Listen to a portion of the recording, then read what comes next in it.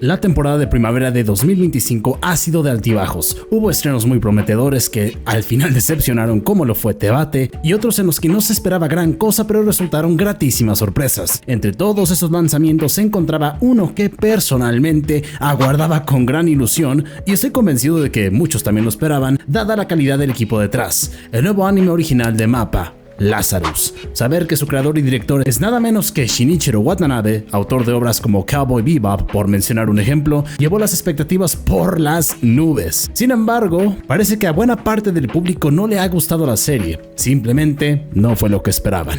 Soy Brandon Martínez de Nichannel y hoy vamos a hablar de Lazarus, el nuevo anime original de MAPPA, y ver si realmente ha sido malo o simplemente fue un odio incomprendido.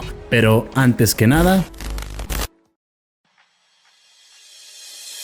Lazarus nos transporta a un futuro en el que el dolor ha sido erradicado gracias a Hapuna, un analgésico eficaz y económico. En el año 2052, la aparente tranquilidad de la humanidad se ve sacudida por un inquietante mensaje que se difunde por todos los canales de streaming. El profesor Skinner, creador de Hapuna, anuncia que ha llegado la fecha de caducidad de la humanidad. Según Skinner, después de 3 años en circulación, Hapuna se volverá tóxico y causará la muerte de quienes lo hayan consumido. Si en 30 días no se localiza el profesor, el fin será inevitable.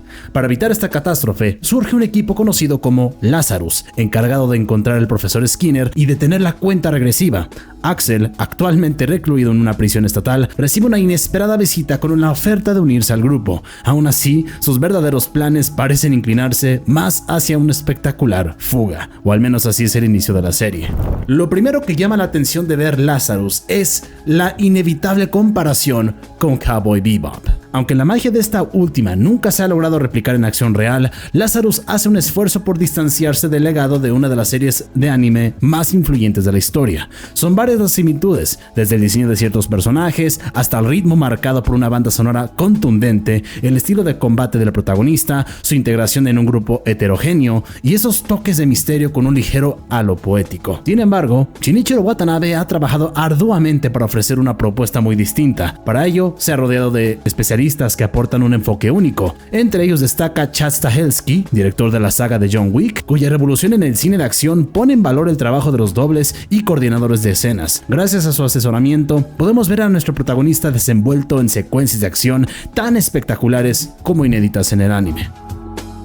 Y hablando de los personajes, creo que en términos del desarrollo de ellos, este ha sido una de las áreas más descuidadas de la serie. Hasta ahora sí se ha ofrecido algo de contexto para personajes como Elena, Christine y en menor medida Doug, pero los otros dos miembros de Lazarus, como lo son Axel y el más joven Leland, no han recibido casi atención. Espero que a medida que avance la trama, pues le dediquen más tiempo sobre todo a Axel, quien es quizá el personaje más importante. Con frecuencia aparece en pantalla, pero solo de forma superficial. Apenas sabemos nada de su historia o pues sus motivaciones. Vale la pena mencionar que en los primeros episodios, antes del opening, cada integrante de Lazarus tiene unos segundos de monólogo. Eso ayuda a entender qué vivían antes de los eventos principales, pero aún así echo en falta mayor profundidad en sus perfiles.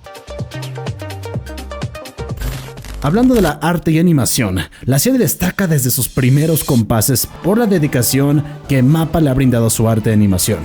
Aunque el anuncio oficial se hizo hace como 2 o 3 años, es evidente que pudieron llevar a cabo un trabajo elaborado. Cada escena refleja un cuidado sobresaliente tanto en el trazo tradicional como en los elementos en 3D. Algunos espectadores de hecho han criticado el uso de CGI, especialmente en el primer episodio, pero la mayoría de las secuencias tridimensionales mantiene un nivel técnico muy alto. Por ejemplo, el combate inicial de Axel combina animación 2D fluida con fondos de 3D que encajan a la perfección, generando un despliegue visual atractivo y dinámico. En cuanto a las coreografías de acción, la influencia de Chad Stahelski, pues que se le conoce por las películas de John Wick, es palpable. Cada escena de combate cuerpo a cuerpo está coreografiada con precisión milimétrica. Los movimientos, la composición de plano y la cámara se sienten naturales y emocionantes. Nunca he visto una pelea en esta serie que me parezca fuera de lugar o que se vea mal. Sabes desde el primer golpe que MAPPA, de la mano de Stahelski, han puesto el listón muy alto en este apartado. Pero la animación va más allá de las secuencias de lucha. La construcción del mundo en Lazarus me resulta fascinante. MAPPA plantea un futuro plausible,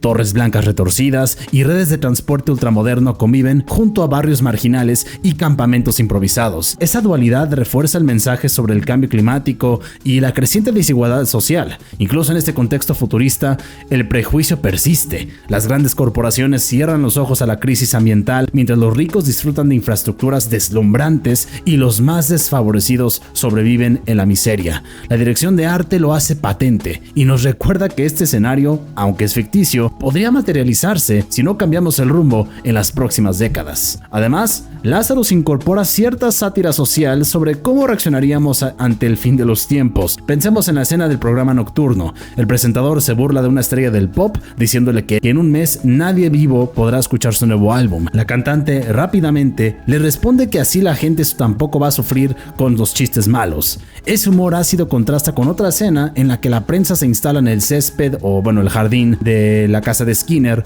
para entrevistar a su jardinero, buscando chismes sensacionalistas en vez de destinar recursos a encontrar al propio Skinner. Estas pinceladas cómicas ayudan a comprender por qué el filántropo o el buen Skinner, desencantado, podría decidir acabar con todo de un plumazo. Pasando a la banda sonora, la serie no decepciona. Encontramos una fusión exquisita de jazz y música electrónica. Dependiendo de la escena, suena un tema melancólico para subrayar la destrucción ambiental o una pieza más trepidante en los momentos de acción. La selección musical se siente orgánica. Cada pista encaja perfectamente para la escena, ya sea para acompañar una contemplación de paisajes devastados o para intensificar una pelea o escena de acción. Este acierto se debe a los tres colaboradores responsables de la banda sonora, Kamasi Washington, Bonobo y Floating Points, cuyas composiciones dotan a la serie de una atmósfera única. Por último, el opening y el ending cumplen su cometido al presentar esa visión distópica de Lazarus. El opening es sencillo, no visual y narrativo, pero resulta disfrutable. Fija el tono sombrío y futurista que veremos a lo largo de la serie. El ending, que es más tranquilo, encapsula bien la sensación de desolación. Muestra a los protagonistas en un mundo donde la gente muere paulatinamente y sugiere la pregunta inquietante de cuál será el destino final si no logran cumplir su misión. En conjunto, tanto el arte y la animación como la banda sonora elevan el nivel de Lazarus, brindándole personalidad y profundidad desde el primer segundo.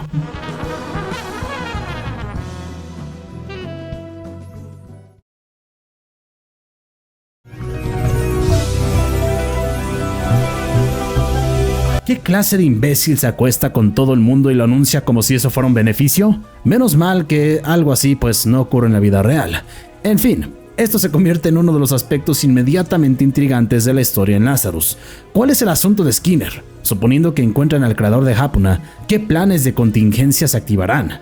Pero, aunque esas preguntas son válidas, la información inmediata del equipo en Lazarus deja algo que desear. No tenemos claro por qué Axel y sus acrobacias de parkour son la clave para localizar a alguien que representa una amenaza global, y la serie no parece muy interesada en explicarlo, al menos hasta el momento. Tampoco sabemos realmente de qué va Lazarus. Más allá de su propósito declarado, que es encontrar a Skinner, ¿es una agencia independiente? ¿Cuáles son sus objetivos más amplios? Se hace referencia a los Vengadores, así que por ahora supondremos que Lazarus se ve a sí mismo como algo noble. En episodios que duran menos de 25 minutos, quizás lo que resulta en un principio más interesante que unas dinámicas narrativas poco satisfactorias es cómo Lazarus adopta su apariencia, su atmósfera y su sonido. El énfasis musical, por el que Shinichiro Watanabe es famoso, aparece por doquier en esta serie. Fugas de prisión ambientadas con expresivos toques de jazz y paisajes futuristas como la espiral ascendente de Babilonia, un rascacielos que es toda una ciudad, representado sobre un pulso constante de música electrónica.